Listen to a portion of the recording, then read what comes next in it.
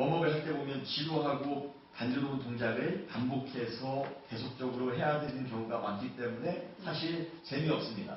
달리기 하면서 재밌는 경우가 없고요. 스트레칭을 하면서 재미로 하는 경우가 없습니다. 대학교 다닐 때요, 저희 학과에 속한 그 야구부에 제가 잠깐 들어간 적이 있습니다. 정말 전 그때 야구가 정말 재밌었거든요. 그래서 저 학과에 있는 동아리에 야구부에 들어가서 재밌게 야구하면 좋겠다라는 생각으로 그 동아리에, 야구부 동아리에 들어갔습니다. 주말 내내 야구를 한다고 해서 들어갔는데 첫날 3시간 동안 야구볼은 한 번도 만져보지 못하고 글러브는 한 번도 껴보지 못하고, 여러분 그 홈 1루, 2루, 3루 그 다이아몬드라고 하지 않습니까? 그 다이아몬드 트랙을 3시간 동안 돌았습니다. 나중에는 토하기도 하고, 나중에는 지쳐 쓰러지기도 하고, 넘어지기도 하고. 예, 그래서 제가 그 다음날 곧바로 그 팀에서 나왔습니다.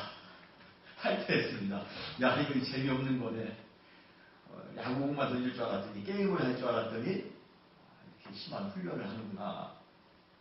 공을 가지고 운동을 하는 것이 재미있지, 무작정 달리기나 스트레칭을 반복적으로 하는 것은 사실 하나도 재미가 없습니다. 신앙에 있어서의 웜업도 재미가 없을지 모릅니다. 추운 새벽마다 기도하기 위해 교회에 나와야 하는 때도 있고, 어느 경우에는 금식을 해야 되는 때도 있습니다. 지루하게 성경책을 반복해서 읽어야 하는 경우도 있고, 시간 내서 제자 훈련이나 성경 공부안에 참석해야 되는 경우도 있습니다. 그래서 우리는 그러한 지루하고 반복적인 워밍업 과정을 간단히 빨리 뛰어넘고 빨리 본격적으로 우리의 삶 가운데에서 역동적인 주님의 능력과 주님의 기적을 빨리 경험해 보고 싶어 합니다. 주님, 이러한 웜업 과정보다는 빨리 주님께서 빨리 은혜 주세요. 빨리 기적 일으켜 주세요. 그러나 웜업 없이 운동할 때 쉽게 다칠 수 있는 것처럼 웜업 없이 신앙의 여정을 출발한다면 쉽게 낙오할 수 있습니다. 신앙의 웜업을 생략한 채 본격적으로 신앙의 경주에 나선다면 완주하지 못하고 쓰러질 수 있습니다. 아무리 지루하고 아무리 재미없어 보여도 우리는 새로운 출발에 앞서 워밍업을 먼저 하셔야 됩니다. 여러분 어떻게 신앙의 워밍업을 지금 하고 계십니까? 예수님도 본격적으로 공생애의 삶을 시작하기에 앞서 광야에서 40일 동안 금식하시면서 워밍업 하셨습니다. 그분은 본인이 앞으로 감당해야 될 그러한 자신의 사명이 얼마나 중요하고 얼마나 큰지, 얼마나 무거운지를 정확하게 아셨기에 정말 지루하고 정말 재미없는 광야의 40일을 보내셨다는 것이에요. 충분히 광야에서 워밍업 하셨다는 것입니다. 은혜교회의 새로운 출발 앞두고 우리도 신앙의 웜업을 하셔야 합니다. 재미없을 것 같아도, 좀 손해볼 것 같아도 앞으로 우리 모두가 경험하게 될 은혜교회를 향한 하나님의 크신 일들을 영적으로 감각했다라면 우리는 기쁨으로 자원하는 마음으로 신앙의 웜업에 참여하셔야 됩니다. 여러분 지혜롭게 신앙의 웜업에 참여하신 여러분 되시기를 주님의 이름으로 축원합니다. 첫 번째 웜업, 우리가 지난주에 2가지를 말씀드렸고 오늘 나머지 3가지를 제가 말씀드린다고 했습니다. 지난주에 2가지 기억하시죠? 첫 번째가 뭡니까? 영적 민감성을 회복하라입니다. 두 번째 웜업은 뭡니까? 신앙의 기본기를 철저하게 다져라입니다. 여러분 한 주 동안 영적 민감성이 뛰어나고 그리고 신앙의 기본기를 위해서 최선을 다해서 한 주간을 보낼 수 있을 것이라 제가 믿습니다. 오늘은 3번째, 4번째, 5번째를 말씀드리도록 합니다. 3번째 웜업은 뭡니까? 바로 벽을 뛰어넘어라입니다. 다시 한번 따라하실까요? 벽을 뛰어넘어라. 예. 우리 안에 있는 인간적인 한계를 인정하려 하지 말고 우리 안에 있는 부정적인 한계를 인정하려 하지 말고 안 될 것이야, 못할 것이야. 그런 한계를 인정하지 말고 믿음으로 그것을 뛰어넘어야 한다는 것입니다. 믿음으로 우리의 한계를, 우리의 벽을 뛰어넘는 여러분 되시기를 주님의 이름으로 축원합니다. 1988년 한국 올림픽 당시 한국은 국가적으로 성장하느냐 아니면 침체하느냐의 갈림길에 서 있었습니다. 그때 우리에게 꿈을 주었던 표어, 슬로건이 하나 있습니다. 그 슬로건이 뭐죠? 예, 기억하시네요. 벽을 넘어서. 우리 그때 손잡고 노래하지 않았습니까? 손에 손잡고 벽을 넘어서. 예. 국가 성장에 방해되는 여러 걸림돌이 있었음에도 불구하고 대한민국은 그 표와 더불어 한 단계 더 진구할 수 있는 계기를 가지게 되었습니다. 신기하게도 우리 대한민국뿐만 아니라 올림픽 이후에 베를린 장벽이 무너지면서 공산주의가 막을 내리는 역사적인 일도 있었습니다. 야, 공산주의의 벽을 넘어갈 수 있을까 했는데 시대적으로 공산주의의 벽도 넘어가는 그러한 일들이 그 당시에 일어났습니다. 올림픽 이후에 성공적으로 마친 후에 한국 사람들은 벽을 넘는다는 것이 무슨 의미인지를 정확하게 알게 되었습니다. 그 전까지만 해도 식민지, 한국전쟁, 보릿고개, 독재 정권이라는 시련의 벽에 가로막혀 항상 퇴보하는 역사를 살아왔습니다. 그런데 서울 올림픽 이후에 우리도 벽을 넘을 수 있다. 우리도 벽을 넘을 수 있다. 우리의 한계를 뛰어넘을 수 있다라는 그러한 자신감을 가지게 됩니다. 그 이후로 여러분이 잘 아시는 것처럼 전자 분야, 반도체 분야, 자동차 분야, 모든 산업 분야겠죠. IT 분야, 생명공학, 또 인권 문제, 민주주의, 친환경 문제, 심지어 정치 분야에 있어서까지 모든 분야에 걸쳐 우리는 한계의 벽을 극복할 수 있게 되었습니다. 그래서 우리는 지금의 대한민국을 만들 수 있었던 것입니다. 여러분, 벽을 넘는 것은 너무 중요합니다. 무한한 공간으로의 질주를 제일 방해하는 것이 있다면 벽입니다. 하나님은 태초에 무한한 공간을, 스페이스를 창조하셨습니다. 우리 인간은 모든 공간을 다니며 때로는 무언가를 생각하기도 하고 사색하기도 하며 때로는 무언가를 발견하기도 하고 때로는 무언가를 도전하며 살아갈 수 있도록 만들어졌습니다. 그러므로 공간, 이 스페이스는 하나님께서 우리에게 베푸신 창의력의 장소요, 도전의 장소입니다. 그런데 언젠가부터인가 인간은 무한한 도전의 장소인 공간으로, 스페이스로 나아가는 것이 아니라 벽을 만들어 자신의 안전을 도모하기 시작합니다. 울타리 벽을 만들어 자기의 소유주를 구분하기 시작했습니다. 그리고 저 사람과 나를 구분하기 시작합니다. 우리 서울의 어느 동네, 부자들이 사는 동네 보면 거기에 뭐가 제일 높습니까? 벽이 높지 않습니까? 그 안에서 무슨 일이 일어나는지 모를 만큼 벽으로 철저하게 자신들을 가립니다. 서양의 도시 문화의 대부분은 동양도 마찬가지겠죠. 벽 문화입니다. 도시가 형성될 때 제일 먼저 만드는 것이 성벽입니다. 도시는 대부분 그 성벽 안에서 발전하게 되어져 있습니다. 도시가 성벽에 제한되어져 있기 때문에 도시가 발달할수록 어떻게 합니까? 건물을 높일 수밖에 없는 것입니다. 바벨탑 시대에도 마찬가지였던 것 같아요. 바벨 시리, 바벨 성에 그 성벽을 쌓아놨는데 그곳에 사람들이 모이고 도시가 발전하면서 그들이 할 수 있었던 방법은 탑을 쌓는 거였습니다. 높이 올라가는 것이었습니다.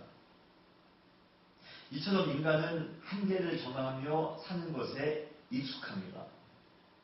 벽을 뛰어넘어 다른 공간으로 도전하기보다는 오히려 벽 안에서 자신의 영역을 구축합니다. 자기의 고정관념을 만듭니다. 자기의 틀, 자기의 프레임을 만듭니다. 현대인들 중에서 자기의 벽에, 자기의 한계에 갇혀 살고 있는 사람이 얼마나 많은지 모릅니다.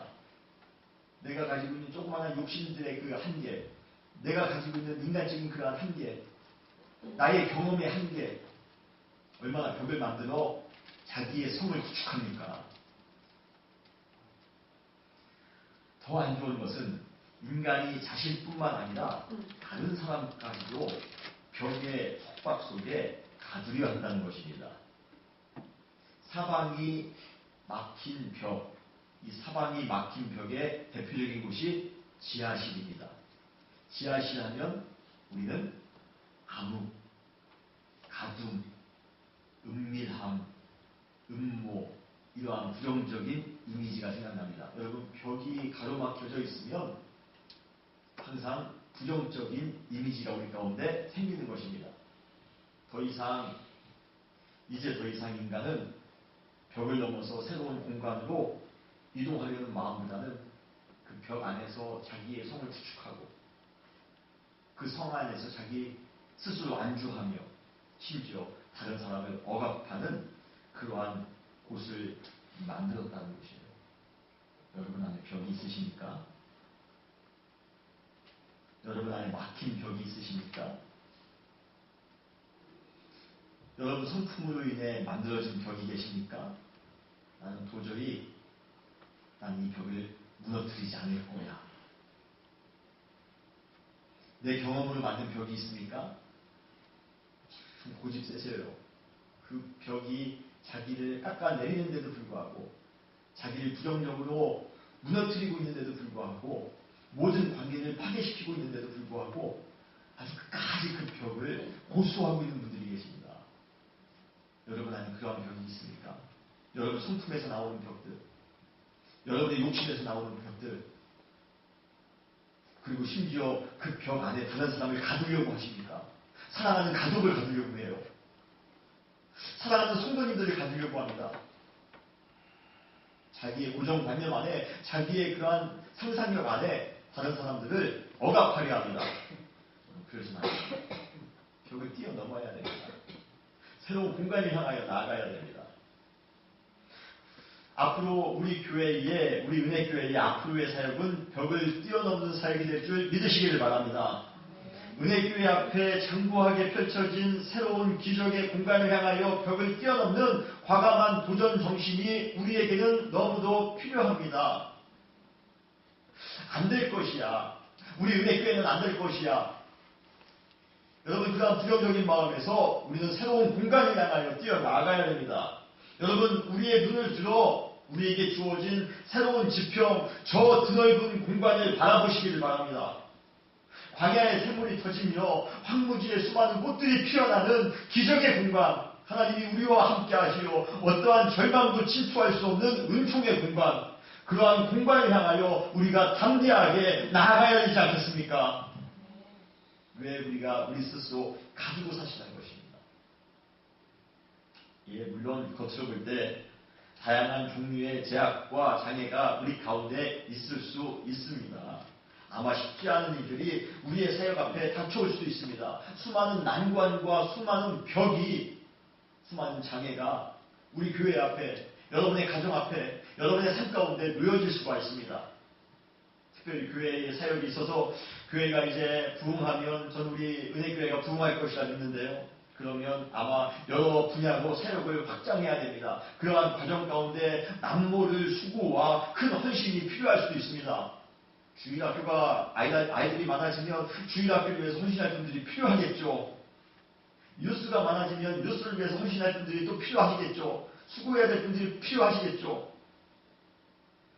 우리는 전혀 시도해보지 않았던 사역을 우리는 믿음으로 감당해야 될 수도 있습니다. 저 먼 선교지의 교회를 개척해야 될 수도 있습니다. 우리가 선교사를 도와야 될 수도 있습니다. 아니, 우리 교회가 선교를 위하여 우리가 나아가야 될 수도 있습니다. 전혀 시도해보지 않았던 사역을 우리가 할 수도 있습니다. 다른 사람과의 의견이 마찰되어 관계에 문제가 생길 수도 있습니다. 신앙적으로도 큰 도전과 결정의 상황이 찾아올 수도 있습니다. 의도치 않은 시행착오도 할 수 있습니다. 이러한 모든 과정들이 큰 벽같이 느껴질지 모릅니다. 쉽지 않아요. 만약 우리에게 이러한 벽들을 뛰어넘고자 하는 영적 의지가 부족하다면 나는 뭐 귀찮아서, 나는 부족하니까, 나는 저 벽을 넘어가지 않을래. 저 벽은 저번에 시도해봤는데 잘 안 넘어가시더라고. 그러니까 이번에도 안 넘어가실 거야. 난 포기할래. 그렇다면 우리는 앞으로도 어떠한 일을 할 수 없습니다. 벽을 만드는 것이 아니라 벽을 뛰어넘고자 하는 영적 믿음이 우리 가운데 있기를 주님의 이름으로 축원합니다. 벽을 뛰어넘는 사람들의 특징을 보면 벽을 바라보는 것이 아니라 저 벽 너머의 무한한 공간을 바라봅니다. 우리 역시 현실적인 문제로 인해 압도당할 것이 아니라 우리에게 주어진 새로운 사명, 새로운 과제, 새로운 역할을 생각하며 벽을 뛰어넘는 담대함을 가져야 합니다. 내가 이번 기회만큼은, 주님, 내가 이번 기회만큼은 신앙의 도전에서 반드시 승리할 것이라 저는 믿습니다. 여러분 그런 믿음을 가지시길 바랍니다. 내가 이번만큼은 꼭 내가 가지고 있었던 그런 벽을 뛰어넘어 하나님이 나에게 주신 저 창조의 공간으로, 저 은혜의 공간으로, 저 하나님의 공간으로, 천국의 공간으로 내가 나아갈 것이야. 여러분 이번이 바로 그러한 기회가 되기를 주님의 이름으로 축원합니다. 복음성 중에 이러한 가사가 있습니다. 너는 담장 너머로 뻗은 나무 가지의 푸른 열매처럼 하나님의 귀한 축복이 삶에 가득히 넘쳐날 거냐. 여러분 이런 찬양 아시죠? 오늘 본문이 바로 그 내용입니다. 목사님 먼저 보셔. 제가 지금 살짝 고민했어요. 제가 해야 되나 말해야 되나. 그런데 하면 갑자기 이 분위기가 더 썰렁해질까봐 제가 안 했습니다. 우리 한번 같이 한번 해볼까요? 앞에 부분만. 너는 담장 너머로 뻗은 나무 가지에 푸른 열매처럼 하나님의 귀한 축복이 삶에 가득히 넘쳐날 거야. 여기까지만 하죠. 예, 할렐루야. 예. 그래서 요즘 시대가 좋아져서요. 여기 지금 찍고 있지만 이거 끊을 수도 있습니다. 봐서 노래 실력이 별로다 그러면 끊으면 되더라고요. 예. 오늘 보면 우리가 읽은 창세기 49장 22절에서 야곱은 요셉을 향해 이렇게 축복합니다. 요셉은 무성한 가지 곧 샘 곁에 무성한 가지라. 그 가지가 어떻게 합니까? 담을 넘었도다. 할렐루야. 여러분 이 가지가 무성할 수 있었던 이유는, 무성함의 극대치를 가질 수 있었던 가장 큰 이유는 바로 담을 뛰어넘었기 때문에 그렇습니다. 담을 뛰어넘지 않았다면, 벽을 뛰어넘지 않았다면 그냥 잎이 있는 그냥 가지 정도였을 겁니다. 그러나 담을 뛰어넘는 순간 그것이 요셉의 축복이 되더라는 것입니다.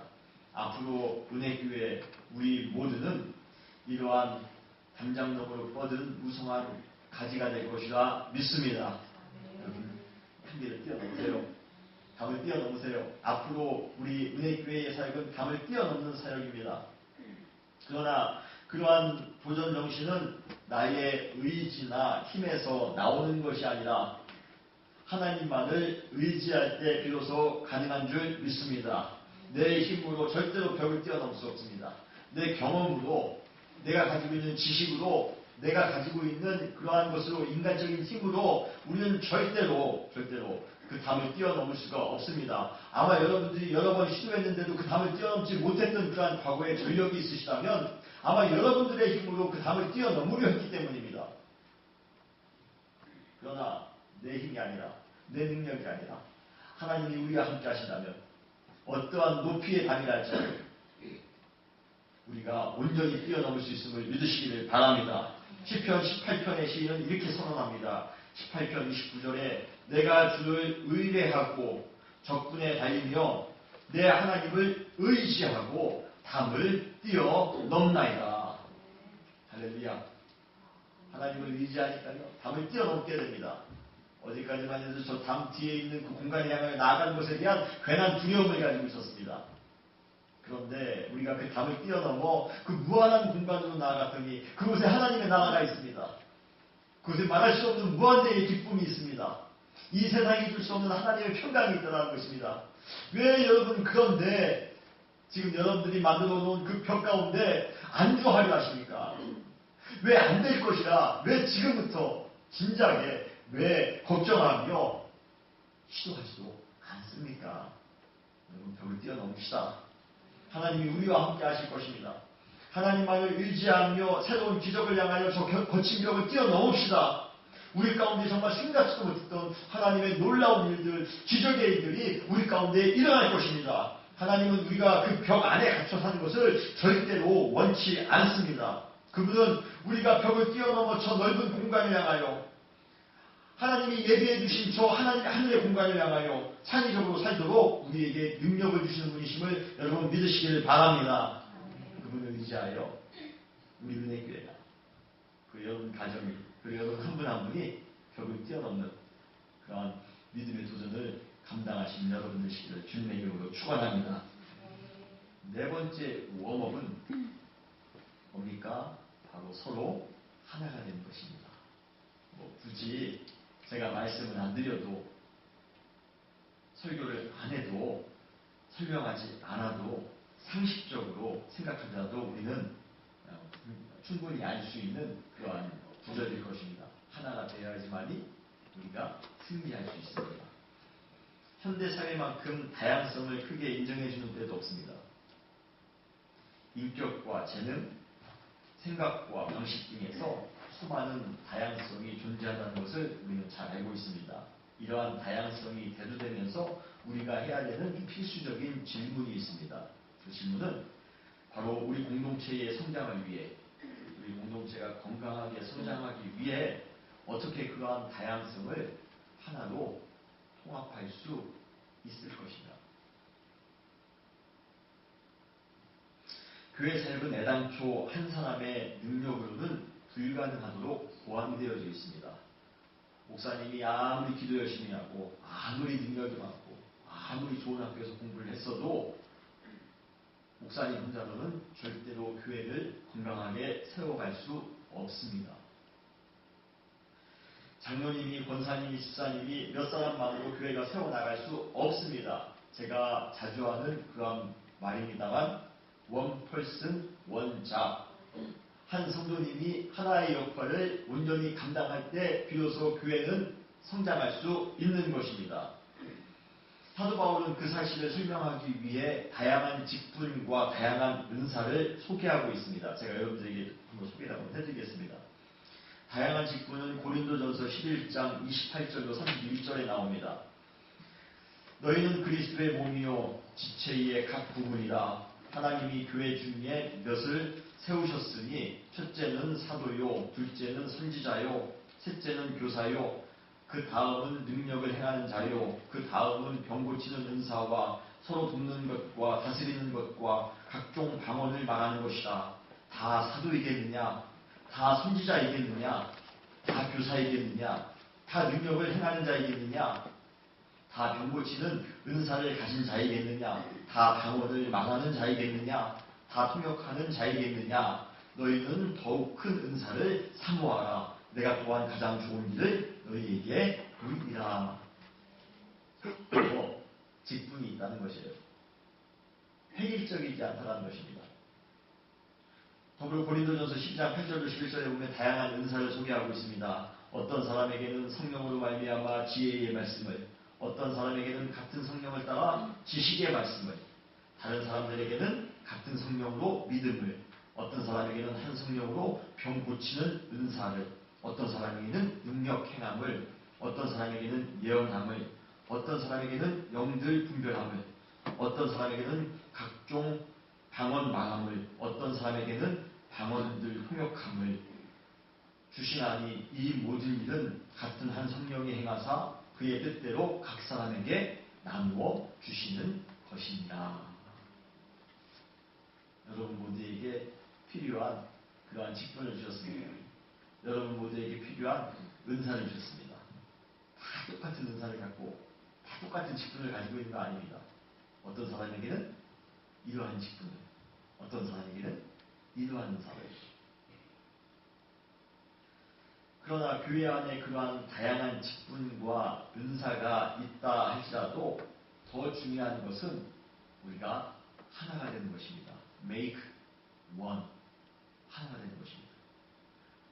그런데 이러한 하나됨은 그냥 되어지는 것이 아니라 우리 안에 사랑이 있을 때, 우리 안에 하나님의 사랑이 충만케 되어질 때 그때 비로소 이룰 수 있는 것입니다. 고린도전서 13장 1절로 3절 말씀에 보면 내가 사람의 방언과 천사의 말을 할지라도 사랑이 없으면 소리나는 불이 꽹과리가 되고 내가 예언하는 능력이 있어 모든 비밀과 모든 지식을 알고 또 산을 옮길 만한 모든 믿음이 있을지라도 사랑이 없으면 내가 아무것도 아니요. 내가 내게 있는 모든 것으로 구제하고 또 내 몸을 불사르게 내어줄지라도 사랑이 없으면 내게 아무 유익이 없느니라. 사랑이 없으면 without love 아무런 소용이 없답니다. I am nothing. 아무것도 아니랍니다. 수많은 직분이 있고 수많은 은사가 교회에 있다 할지라도 수많은 다양성이 교회에 존재한다 할지라도 사랑이 없다면 아무 소용없습니다. 절대로 하나가 될 수 없습니다. 은혜교회 역시 다양한 성도님들로 구성되어져 있습니다. 외형도 다르죠. 성별도 다르죠. 연령도 다릅니다. 가지고 있는 재능도 다르고 직분, 은사도 다릅니다. 사는 모양도 다르고 생각하는 방식도 다르고 신앙의 정도도 다르고 가지고 있는 습관도 다 다릅니다. 더군다나 우리는 얼마 전까지 서로 알지 못하는 사이이기도 했습니다. 제가 한 달 전에 여기서 제가 알고 있는 분이 몇 분 되지 않아요. 저도. 그럼에도 불구하고 우리가 앞으로 하나님의 새 일을 이루기 위해 제일 먼저 해야 될 것이 있는데 그것은 주님의 사랑 안에서 서로가 하나가 되는 것입니다. 우리의 마음이 갈라져 있으면 절대로 하나님의 새 일을 이룰 수가 없습니다. 우리 안에 분열하는 마음이 있다면 절대로 하나님의 큰 일 가운데 동참할 수가 없습니다. 사도 바울은 에베소서에서 이렇게 권면하고 있습니다. 평안에 매는 줄로 성령이 하나 되게 하신 것을 힘써 지키라. 하나가 되라는 것입니다. 그리고 에베소서 4장 17절에 그리스도에게서 온 몸이 각 마디를 통하여 도움을 입음으로 연락하고 상합하여 각 지체의 분량대로 역사하여 그 몸을 자라게 하며 사랑 안에서 스스로 세우느니라. 사랑 안에서 우리가 각자 교회 안에 있는 수많은 지체들이 협력하고 상합해서 연결돼서 거룩한 공동체 예수 그리스도의 몸을 세워 나간다는 것입니다. 여러분 사랑 안에서 하나가 된 공동체처럼 아름다운 공동체는 없습니다. 여러분 우리 서로 사랑합시다.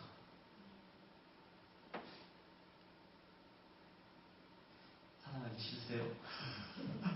아멘 소리가 늘 많겠네요. 저는 아멘 그러실 줄 알았는데 네, 다시 한번 사랑 안에서 하나가 된 우리 은혜교회 공동체가 되기를 주님의 이름으로 축원합니다. 사랑만이 우리가 하나가 될 수 있고 사랑으로 우리가 그 다음 새로운 출발에서 하나님의 거룩한 일들을 더욱더 크게 이루어 나갈 수 있는 것입니다. 아무리 독특하고 특별하다 할지라도 능력도 많고 그리고 재능도 많다 할지라도 혼자서는 결코 큰 일을 해낼 수 없습니다. 독불장군으로 큰 일을 해낼 수 없습니다. 수많은 다양성이 사랑으로 하나가 되는 그런 케미스트리가 작용될 때 성장의 가능성은 성숙의 가능성은 극대화될 수 있습니다. 앞으로 우리 은혜교회의 사역이 부흥할 것인가, 그렇지 않을 것인가? 우리가 사랑으로 하나가 되는가, 그렇지 않은가에 달려있게 될 것입니다. 여러분, 사랑하셔야 됩니다. 사랑으로 하나가 된다는 것은 하나가 되기 위해 우리가 먼저 낮아질 수도 있다는 것을 의미합니다. 하나가 되기 위해 먼저 희생하고 먼저 헌신해야 될 수도 있다는 것을 의미합니다. 하나가 되기 위해 다른 사람의 의견을 먼저 존중해주고 따라야 할 수도 있습니다. 가끔은요, 자존심 상할 때도 있고 가끔은 인내해야 될 때도 있습니다. 그러나 그런 사랑의 마음으로 다른 사람을 먼저 배려하고 다른 사람을 먼저 높여줌으로써 공동체가 하나가 될 때 우리 안에 엄청난 하나님의 기적이 일어날 것임을 저는 확실히 믿습니다. 그리고 그 기적을 통해 그 기적은 반드시 우리의 모든 희생과 헌신을 극복할 만큼의 엄청난 축복으로 우리의 삶 가운데 보상될 것이라 믿습니다. 그러므로 이제부터 공동체의 하나됨을 위해 우리가 이 웜업 과정에서는 사랑으로 하나가 되어야 됩니다. 우리가 이 웜업 과정에서는 서로 헌신하며 서로 먼저 이해하며 서로 먼저 배려하며 예수 그리스도의 십자가의 사랑을 생각하며 하나가 되기에 먼저 힘쓰셔야 됩니다. 기존에 여러 가지 이해관계가 있었을지 모릅니다. 오해가 있으셨을지 모릅니다. 기존에 여러 가지 벽이 관계 가운데 있으셨을지 모릅니다. 그런데요, 앞으로 하나님께서 이루실 하나님의 은혜, 하나님의 크신 능력을 생각할 때 우리가 먼저 사랑으로 하나가 되는 것, 그것이 더 중요합니다. 여러분, 믿음으로 서로 사랑함으로 하나가 되시는 여러분 되시기를 주님의 이름으로 축원합니다. 마지막 웜업 5번째는 즐겨가 아닙니다. 인조이, 즐기시길 바랍니다. 사명에 불타서 비장한 각오를 가지고 어떠한 일을 하는 것도 나름대로의 의미가 있습니다. 과거 운동선수들은 조국과 민족을 위해 목숨을 걸고 필사적으로 경기에 임했습니다. 옛날에 우리 남북 축구대회나 아니면 한일전 하면 이건 정말 목숨 걸고 해야 됩니다. 그거 지면 정말 아무리 잘해도 욕먹습니다. 그래서 선수들이 일본하고 무슨 경기를 한다, 북한하고 무슨 경기를 한다 하면 굉장히 많이 부담스러워합니다. 김연아가 2010년도 캐나다 동계올림픽에서 마지막 프리스타일을 마치고 금메달이 결정되는 순간 환하게 미소 짓지 않습니까? 이렇게 하면서 미소 지어요. 우리 다 그 장면, 정말 역사적인 장면이라면 다 기억하고 있을 겁니다. 그런데 그때의 그 김연아의 모습을 보면서 어느 중계 캐스터가 이렇게 코멘트했습니다. 김연아가 비로소 대한민국이라는 엄청난 부담감을 내려놓고 환하게 웃고 있군요. 예. 그 엄청난 부담감을 이겨내고, 야, 드디어 이제는 안도, 야, 이제는 금메달 땄으니까 내가 할 거 했나 보다. 어느 정도의 부담감을 가지고 비장한 각오로 경기를 임하는 것, 삶을 임하는 것, 경우에 따라 좋은 결과를 얻게 되는 그런 좋은 동기일 수도 있습니다. 그러나 요즘 운동선수들은 대부분 민족과 조국을 위해서라기보다는 단지 즐기는 마음으로 경기에 임했다라고 말하는 그러한 선수들을 우리는 자주 볼 수 있습니다. 그렇죠. 이번에도 우리 올림픽 할 때 선수들에게 인터뷰할 때마다 어떻게 했습니까? 예, 그냥 즐기는 마음으로 편한 자세로 했습니다. 그럼에도 불구하고 그들은 선배 선수들이 이루었던 것보다 더 좋은 성적을 거두는 모습을 우리는 보곤 합니다. 사실 생각해보면 목숨을 걸고 경기에 임하는 것도 좋지만 즐기는 마음으로, 즐거운 마음으로 경기에 임하는 것이 좀 더 긍정적이지 않을까 생각을 합니다. 그러고 보니 탑 클래스에 있는 그런 선수들을 보면 그들은 아무리 압박이 심한 그러한 경기에서도 경기를 즐기듯이 합니다. 즐기듯이 경기하는 사람은 항상 더 쉽게 이길 수가 있는 것입니다. 더 여유가 있는 것입니다. 앞으로 우리 은혜교회의 사역들이 매우 중요한 것임에는 분명합니다. 그러나 그렇다고 해서 너무 결의에 찬 나머지 묵직한 마음으로 임하지 않으셨으면 좋겠습니다. 너무 비장할 필요 없다는 것이에요. 오히려 편한 마음으로 즐기듯이 사역을 하는 것이 저희의 바람입니다.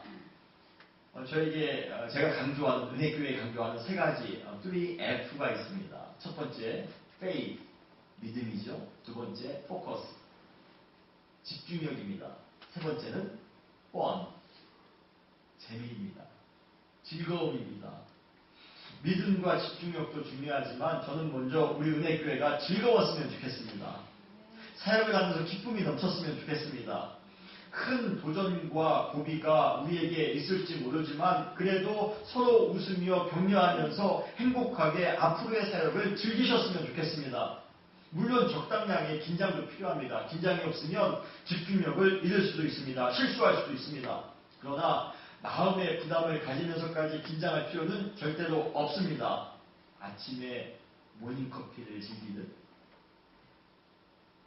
사랑하는 사람과 데이트를 즐기듯, 감동적인 영화를 즐기듯, 가족과 여행지에서 휴가를 즐기듯, 앞으로 우리 은혜교회 안에 일어날 하나님의 기적과 신비를 마음껏 즐기셨으면 좋겠습니다.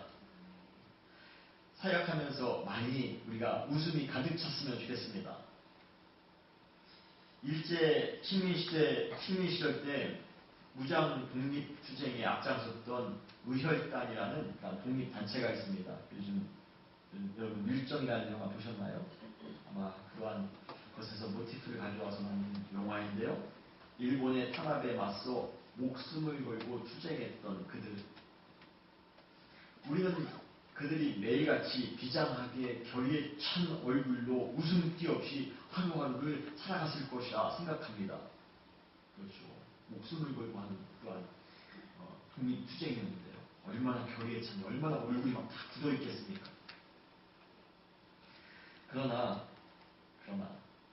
그들은 항상 잘 다려진 양복을 입고 잘 구두를 잘 닦아 신었으며 그리고 서로 항상 노래를 부르며 흥을 돋았다고 합니다. 춤을 추며 경쾌함과 그다음에 유쾌함을 항상 유지하며 살았답니다. 내일 일본을 향해 폭탄을 던질 막중한 임무가 주어질 수도 있지만 그래도 그 전까지 그들은 즐거움과 유머를 결코 잃지 않고 살았답니다. 그들은 묵직한 인생을 살면서도 특유의 멋과 풍요를 잃지 않았다는 것이에요. 그래서 우리가 독립투사들의 사진을 보면 항상 그들은 양복을 입고 있습니다. 그리고 단정합니다. 그리고 비장하고 당당하지만 수줍게 웃고 있는, 웃음을 머금고 있는 사진을 보게 됩니다. 여러분 저기 밀정 보면 공유가 아마 그런 표정으로 웃고 있을 거예요. 예수님께서도 우리를 위하여 이 땅 가운데 십자가를 지기 위해 오셨습니다. 그러다 보니 우리는 예수님의 모습을 웃음이 전혀 없는 왠지 수심이 가득한 모습으로 상상하곤 합니다. 그런데 정말 예수님의 모습이 누가 봐도 십자가를 지는 것 같이 근엄하고 비장하기만 했을까요? 저는 가끔 예수님이 3년 동안 제자들과 공생애 가운데 서로 우스운 이야기를 하면서 박장대소를 하는 모습을 상상해 보곤 합니다. 예수님이 깍깍깍깍 웃으면서 같이 유머하고 같이 농담도 하면서 웃는 그런 모습을 상상해 봅니다. 예수님은 죽기 위해 이 땅 가운데 오셨지만 특유의 예수님만의 유머와 재치로 항상 청중을 압도했습니다. 그리고 그분은 항상 웃는 얼굴로 모든 사람들에게 밝음을 주었으며 기쁨으로 모든 사람들에게 친근하게 대해주셨다는 것입니다. 그는 자기에게 주어진 사명을 이루기 위해 비장한 마음을 유지하며 살았지만 동시에 그분은 자기에게 주어진 삶을 최대한 기쁨으로 즐기셨습니다. 우리 은혜교회가 사명을 감당하기 위해 우리가 마음을 새롭게 다잡는 것, 결의를 굳건히 하는 것, 새로운 각오를 가지는 것 매우 중요합니다. 그러나 더 중요한 것은 그래도 즐기셨으면 좋겠습니다. 그래도 행복하셨으면 좋겠습니다. 그래도 얼굴에 웃음이 넘치셨으면 좋겠습니다. 항상 우리 은혜교회 안에 웃음소리가 넘쳤으면 좋겠습니다. 기쁨이 넘치는 교회가 됐으면 좋겠습니다. 특유의 유머와 특유의 그 아름다운 멋이 느껴지는 공동체였으면 좋겠습니다. 어떠한 사역이라 할지라도 우리에게 주어진 사역을 즐길 줄 아는 거룩한 풍미가 있으셨으면 좋겠습니다. 즐기는 공동체, 즐거움이 넘치는 공동체, 그러한 공동체가 바로 우리 은혜교회가 될 줄 믿습니다. 웜업에 대해서 5가지 말씀드렸습니다. 앞으로 본격적으로 레이스에 들어가기 전에 우리 은혜교회의 부흥의 역사를 시작하기 전에 이 5가지를 기억하시고 지금부터 웜업 하시기 바랍니다. 그래서 본격적으로 하나님의 레이스가 시작되는 그 순간 우리가 그 레이스에서 반드시 승리하는 은혜교회가 될 줄 주님의 이름으로 축원합니다.